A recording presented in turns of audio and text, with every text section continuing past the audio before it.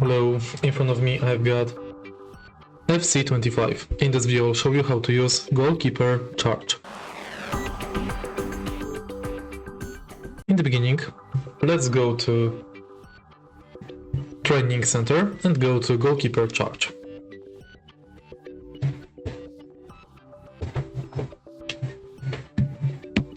To use Goalkeeper charge, press and hold triangle button.